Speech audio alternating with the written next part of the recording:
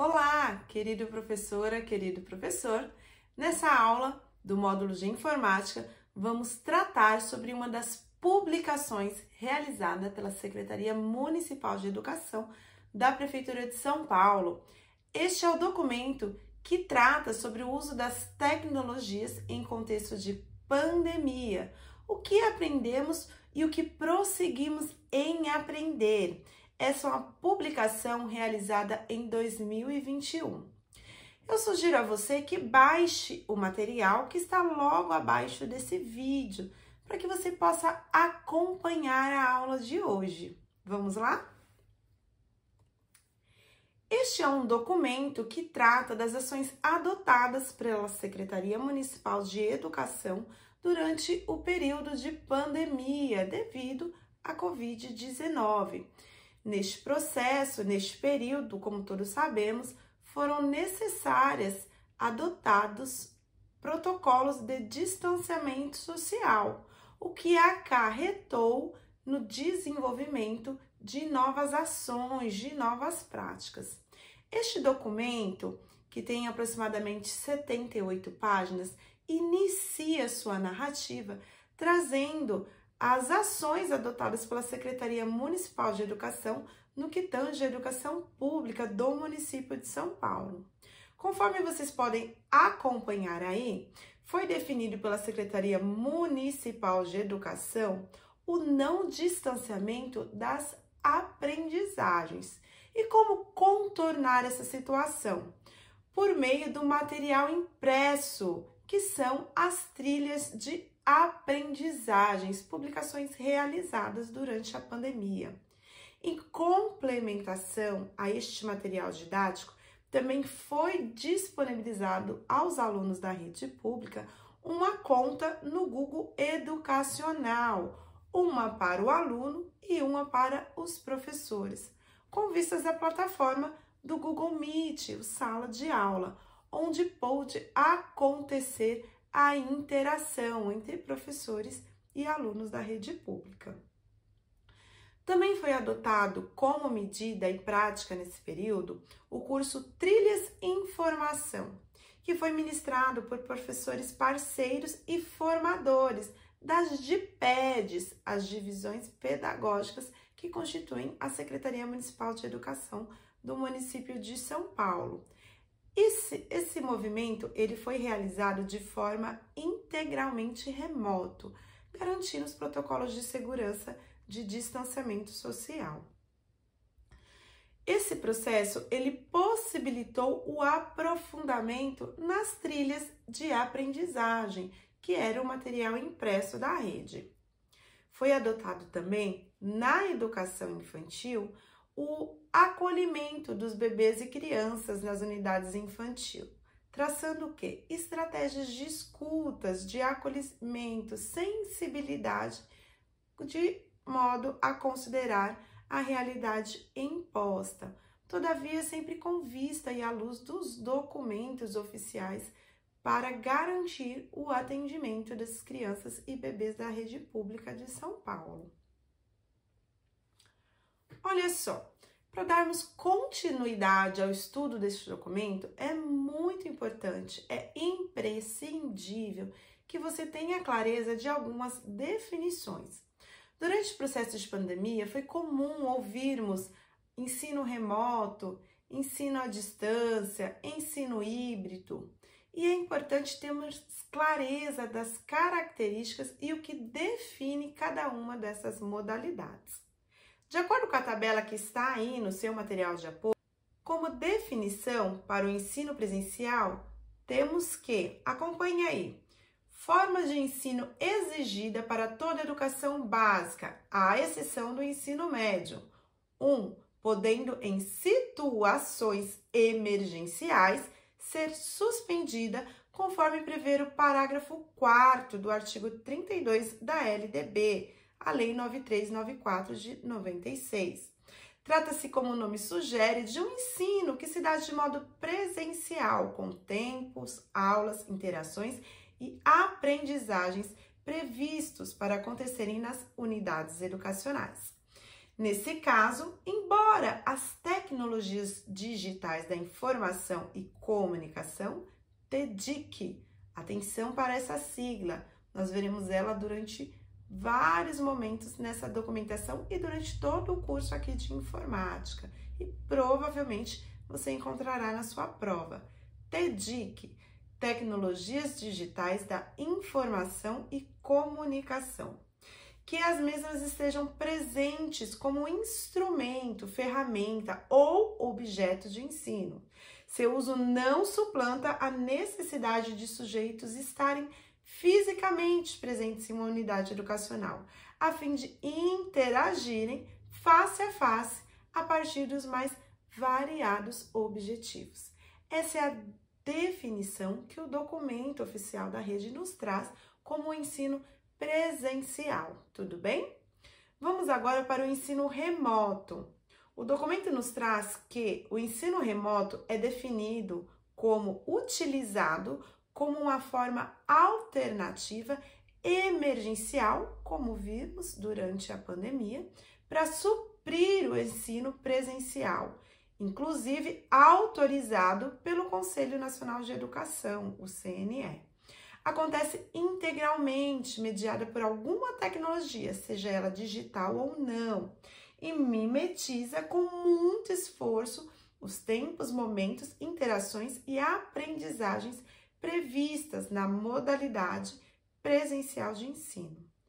Pode, todavia, nessa direção, ocorrer por meios exclusivamente digitais, como vimos durante a pandemia, videochamadas, videoaulas, ambiente virtual de aprendizagem, como é o Google Meet, redes sociais diversas, trocas de correios eletrônicos, documentos nato digitais ou digitalizados, navegação de sites na web e etc. Meios de difusão de informática e comunicação, como programas televisivos ou radiofônicos, meios que incluam a utilização, por exemplo, da mídia impressa, isto é, o material didático impresso, como as trilhas da aprendizagem, contendo orientações pedagógicas, leituras, atividades ou exercícios que o professor e a unidade educacional julgarem importantes. Como se pode observar, por meios pelos quais o ensino remoto pode acontecer, reúne possibilidades de atividades síncrones. E olha só que bacanas, elas podem ser ao vivo ou as que acontecem simultaneamente, ou as assíncronas, que não são simultâneas, como as aulas gravadas, como essa que você está assistindo agora. É importante destacar que, no que diz respeito a essa opção emergencial, pode-se recorrer a um ou mais meios, como vamos ver aqui nessa aula. Outra definição muito importante que os documentos nos trazem é a educação à distância. Essa modalidade educacional que, diferente do ensino remoto, não busca mimetizar o modo presencial, mas sim lança a mão de diversos meios dispostos anteriormente no remoto para atingir os objetivos educacionais. Portanto, não é um modo emergencial apenas ou um modo que busca aproximar-se do ensino presencial, mas um modo educacional altamente planejado e que se utilizam estratégias didáticas diversas para organizar e promover as aprendizagens, considerando tempos, momentos e espaços. É importante observar que a educação à distância não pode ser vista como substituta da educação convencional, a presencial. São duas modalidades do mesmo processo. O EAD ou a EAD não concorre com a educação convencional, tendo em vista que este não é o seu objetivo. Tudo bem? Por fim, mas não menos importante, nós temos o ensino híbrido. Essa é uma metodologia ativa de ensino que, entre outras possibilidades, mobiliza atividades que conjugam o virtual e o presencial, sempre de forma complementar, ou seja, para atingir alguns objetivos de aprendizagem. A esse respeito, nós vamos discutir logo mais aqui nesta aula ainda, com a definição mais aprofundada sobre o ensino híbrido e o uso dessa metodologia ativa na rede pública de São Paulo. Olha só, durante o processo de pandemia, aqui no Brasil, no nosso território nacional, houve muito esforço para se adotar o ensino remoto, afinal era novidade para todos. E, consequentemente, tentarmos adequá-lo na realidade dos nossos estudantes. Todavia, considerando as discrepâncias sociais que encontramos na nossa sociedade e, consequentemente, dentro da nossa rede pública, desde o aluno que tinha acesso ao sinal de internet ou até mesmo um aluno que tivesse acesso a um equipamento para viabilizar essa comunicação. Todas as formas possíveis foram utilizadas para se chegar até esse estudante no âmbito da rede municipal de São Paulo. Haja visto que esse documento vai declarar todas as narrativas utilizadas durante esse processo exclusivamente na rede municipal de São Paulo.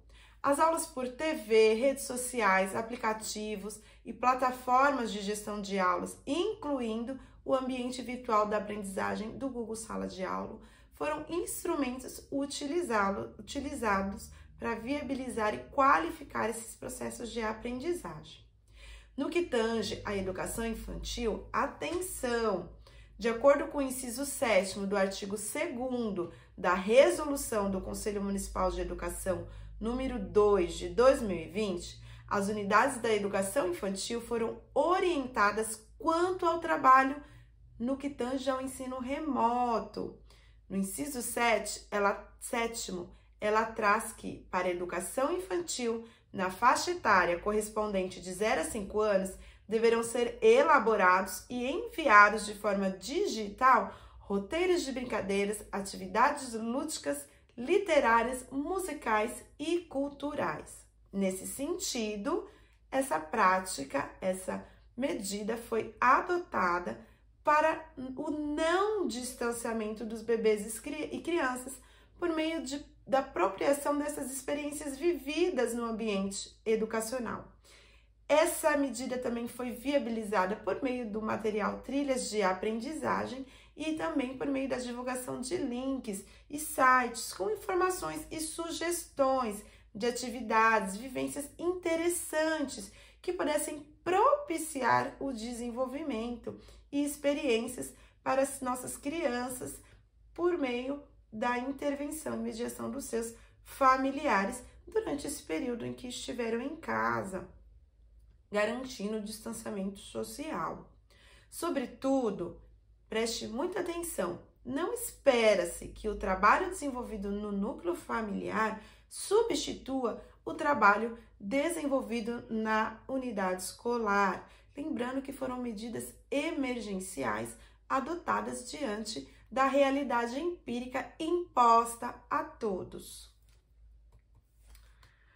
Vale salientar que a rede municipal de São Paulo possui o compromisso do ensino presencial constante, inclusive em ordenamentos legais que tratam da educação básica no nosso país. Porém, nós não podemos destacar todas as imersões, experiências e investimentos financeiros realizados pela rede na modalidade de ensino, na forma do remoto ou do EAD, no caso das formações continuadas de professores.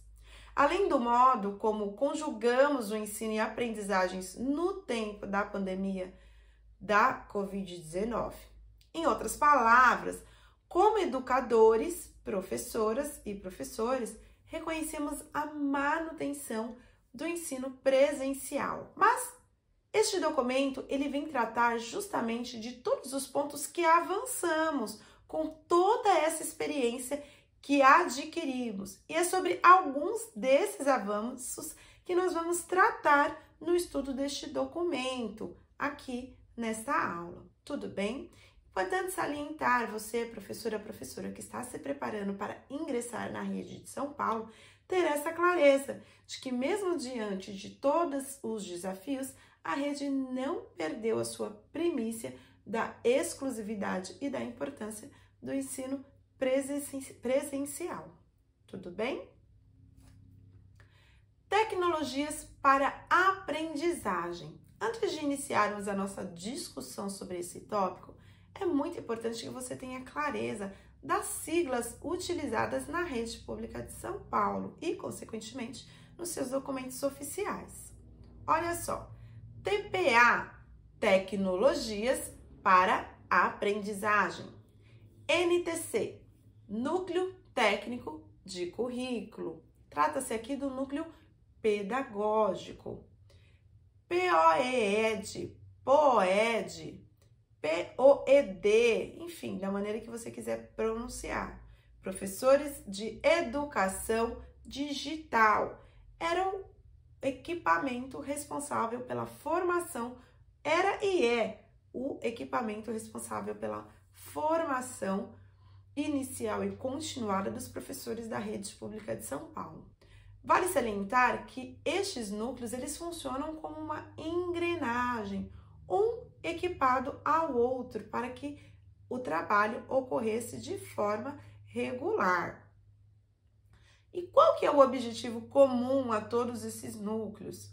O desenvolvimento de políticas públicas no que tange à utilização da tecnologia no ensino público, a favor da aprendizagem dos estudantes, não de forma instrumental apenas, sobretudo com vistas para que estes estudantes da Rede Pública de São Paulo, eles não saibam apenas utilizar as tecnologias que estão aí presentes na nossa sociedade, mas que eles possam entender como utilizá-las para interagir, conectar-se com o outro, participar e formar redes, colaborar, agir, responsabilizar-se, construir e ressignificar conhecimentos a partir das tecnologias, sempre na perspectiva do sujeito integral.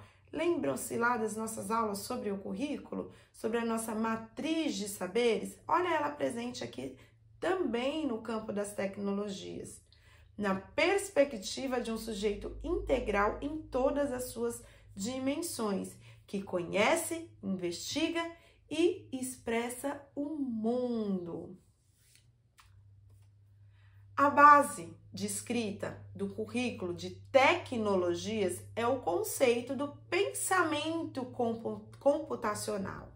Aqui eu quero que fique claro para você que o uso, o desenvolvimento, as intencionalidades por trás do currículo de tecnologias vão muito mais além apenas do uso tecnológico desses instrumentos, mas viabilizar a este estudante quais os benefícios que o uso desses instrumentos pode propiciar a ele e à sociedade que ele está inserida. E, apesar de nós encontrarmos a utilização do termo diretamente ligado ao conceito da ciência da computação, a concepção de aprendizagem com as tecnologias adotadas, atenção a isso, questão de prova, foi a construcionista, com base no teórico Papert, de 1985. Nas ações que envolvem o LED, e nesse sentido, como afirma o professor Resnick, de 2020, estratégias de pensamento computacional podem ser úteis em todos os campos de atividades que envolvam projetos e resolução de problemas, e não apenas em programação ou ciência da computação. E a partir dessa concepção e dessa crença instaurada no currículo da tecnologia, foram definidos pelo grupo de professores que colaborou na escrita deste material os princípios para os trabalhos com as tecnologias. Olha só, este é o momento que você pode riscar, anotar, inserir lá no seu mapa mental dessa aula, porque são pontos preponderantes, princípios, conceitos que você, como professor, futuro professor da Rede Pública de São Paulo, precisa conhecer quando for fazer uso das tecnologias, que são os princípios da cultura digital, o protagonismo dos estudantes e professores, a autonomia, a inventividade, colaboração, pensamento reflexivo e informação na construção do conhecimento. A partir dessa concepção e dessa crença, foram definidos com clareza como será desenvolvido, como seria e como é desenvolvido o trabalho no que tange as tecnologias digitais na rede pública de São Paulo. Agora, nós vamos trabalhar dois conceitos muito importantes que este documento traz. Isso aqui provavelmente pode ser uma questão de prova também, então atenção.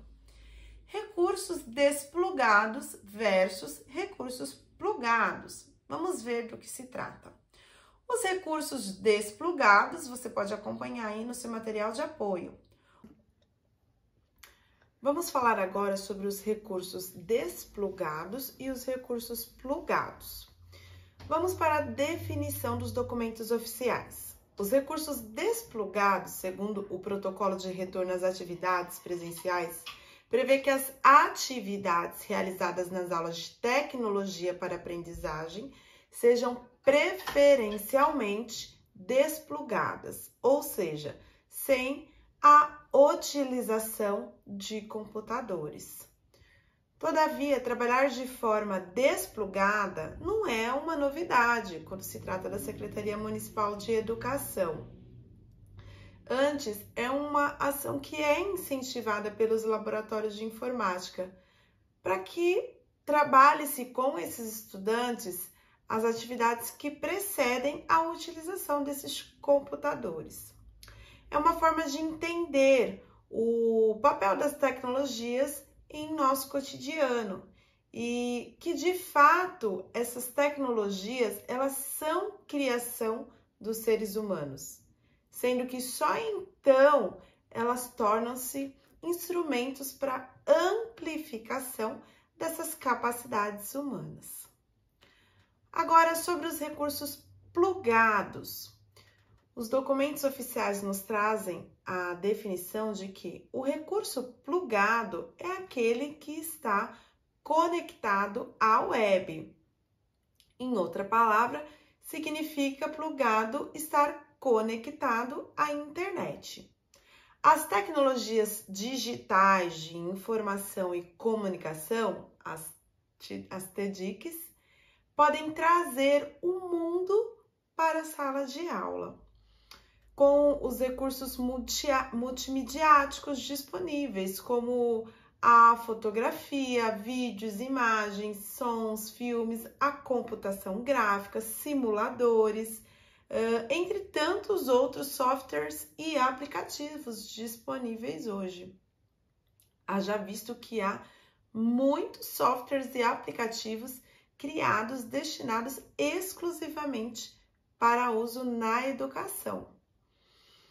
Muitas atividades, elas podem se tornar um apoio importante, né? Esses softwares e aplicativos para apresentação e para a construção de novos conhecimentos, tanto pelos recursos audiovisuais, que despertam mais atenção aos estudantes, como pelas funcionalidades que são colaborativas, que esses recursos eles vão disponibilizando virtualmente para os estudantes e logo conectando pessoas de todos os lugares e em qualquer momento, desde que os mesmos estejam plugados.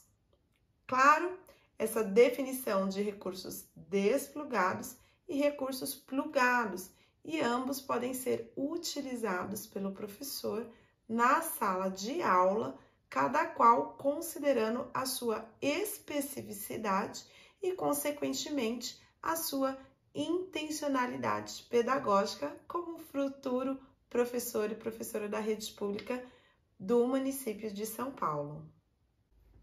Dando continuidade à nossa aula, vamos falar sobre os dispositivos tablets que foram distribuídos na rede municipal de ensino de São Paulo durante o período da pandemia. O documento nos traz que o objetivo do investimento realizado para esses dispositivos eletrônicos, ele visa mais do que atender uma demanda temporária que foi aí explicitada no período de pandemia. O tablet, ele pode ser incorporado à rotina como um aliado no momento de desenhar uma atividade pedagógica. Mas é preciso estar atento a um ponto muito importante, anote aí. Não se deve desenhar uma atividade para inserir o tablet, mas sim desenhar uma atividade e verificar se os recursos disponibilizados pelo tablet podem potencializar algumas das muitas intenções de aprendizagem no seu planejamento. Por exemplo, a realização de percursos e pesquisas, como recurso audiovisual, um momento para comunicação entre os integrantes de grupos de estudos, para registros de processos de aprendizado, para promover interações, entre outras possibilidades. Para tanto, é necessário que o professor ele esteja preparado para identificar nos recursos digitais como o tablet uma solução que seja adequada, que torne a aula mais dinâmica, que favoreça a motivação e o engajamento desses estudantes. Mas é salientar aqui no documento que essa não é uma tarefa fácil diante de se tratar de algo novo na nossa realidade. E aqui entra o núcleo de formação inicial e continuada para professores da rede pública do município de São Paulo. Pensando no potencial multimediático presente nesses dispositivos, nós podemos propor um exemplo de atividade que pode ser realizado como estratégia para atingir dois objetivos: o objetivo da aprendizagem e o desenvolvimento do documento curricular. Nas narrativas digitais, os estudantes eles são encorajados a trabalhar com os colegas nos campos para se envolverem nas suas interações e na experiência educativa. Trata-se da organização de narrações, de sequências únicas, de fatos, emoções e vivências que envolvam pessoas diversas dentro de um determinado contexto, utilizando e combinando diferentes linguagens e respectivas mídias digitais. Olha só, aqui nesse exemplo, o esquema ele vai propor uma sequência aos participantes para apropriar-se na busca de respostas a questões, mas de forma significativa para a própria vida e para os contextos de aprendizagens. Tanto o professor Almeida quanto o Valente, em sua publicação de 2012, eles nos trazem que esse significado pode vir por forma de histórias digitais, relatos digitais, narrativas narrativas multimídias, narrativas multimediáticas ou pelo storytelling digital também. O quarto ponto que nós vamos trabalhar no estudo deste documento trata da educação à distância.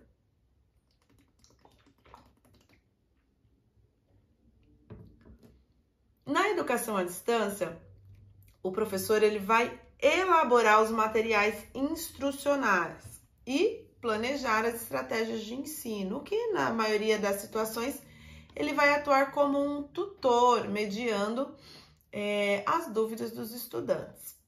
Trata-se aqui de uma forma de comunicação e instrução para os estudantes que iniciaram os seus cursos de correspondência lá atrás, há muitos anos.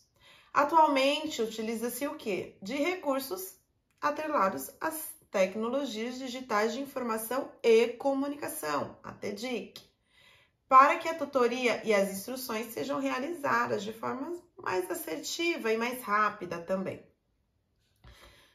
Os professores Prado e Valente, uma publicação de 2002, eles trazem que a abordagem da educação à distância por meio das TICs, as tecnologias de informação e comunicação, podem ser de 3 tipos, e eu vou detalhá-las aqui para vocês. A broadcast, a virtualização e o estar junto visual. A broadcast, que é a tecnologia computacional, é empregada para entregar a informação ao estudante, da mesma forma que ocorre com o uso das tecnologias tradicionais de comunicação, como o rádio e a TV. Já na virtualização, quando os recursos das redes telemáticas são utilizados na mesma forma que na sala de aula presencial, com a comunicação bidirecional entre professor e estudante.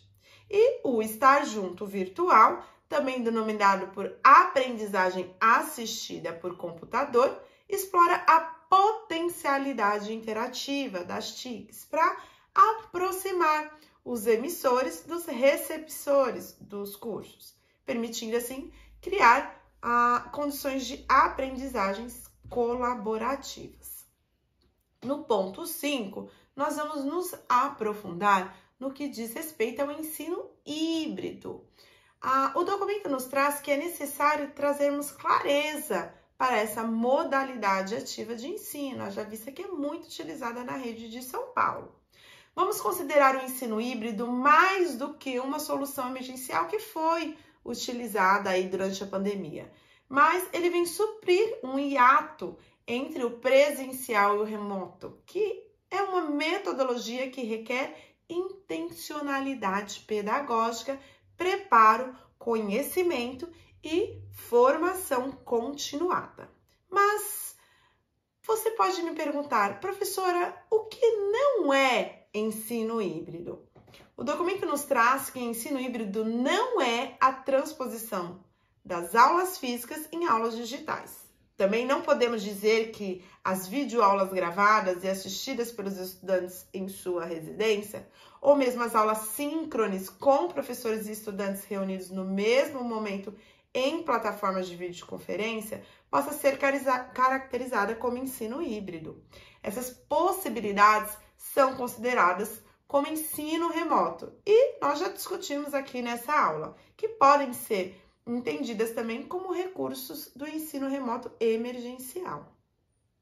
Agora que sabemos o que não é o ensino híbrido, vamos ao que é esse ensino híbrido.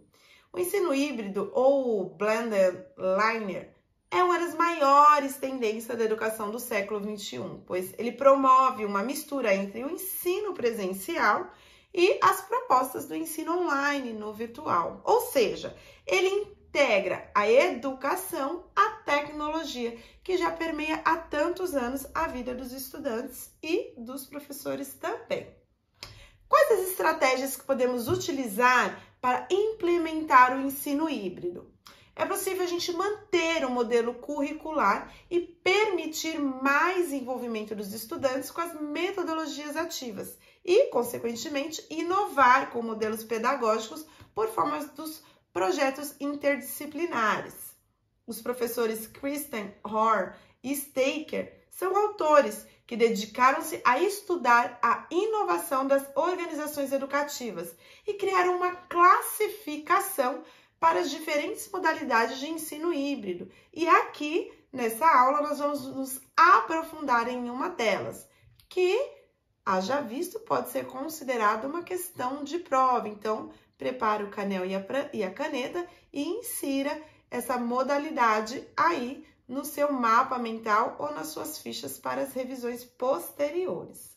Segundo esses autores, podem ser considerados como ensino híbrido os modelos de rotação de estação, laboratório rotacional e a sala de aula invertida, que seguem os modelos das inovações híbridas. Olha só, dentre as metodologias consideradas ativas do ensino híbrido, nós vamos nos aprofundar aqui no modelo de sala de aula invertida, que é uma das mais conhecidas e mais utilizadas na rede. o estudante ele tem contato. Como que ela vai funcionar, professora? O estudante ele tem contato com o conteúdo antes da aula. No primeiro momento, o professor ele prepara e disponibiliza este conteúdo ao aluno, utilizando-se aí normalmente das vias tecnológicas, certo? Esses estudantes acessam este conteúdo disponibilizado, absorvem. E quando eles chegam no terceiro momento, na aula presencial, durante a aula, eles realizam atividades práticas e esclarecem as dúvidas com os professores e colegas.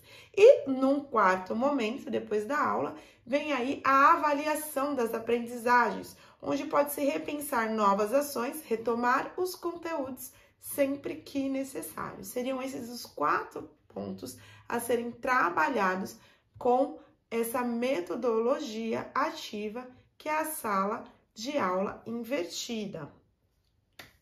E, para finalizar a aula de hoje, eu trago para vocês experiências com o ensino remoto e o ensino híbrido. Aí, no nosso material de apoio, eu disponibilizo 2 links que você pode visitar e conhecer experiências com aulas síncronas em unidades educacionais de ensino fundamental que poderão inspirar a sua prática como futura e futuro professor na rede pública de São Paulo e, consequentemente, te tornar habilitado, gabaritado para responder questões durante a sua prova atrelada a experiências realizadas utilizando-se do ensino remoto ou do ensino híbrido. E terminamos a nossa aula aqui. Espero que ela tenha sido proveitosa para você.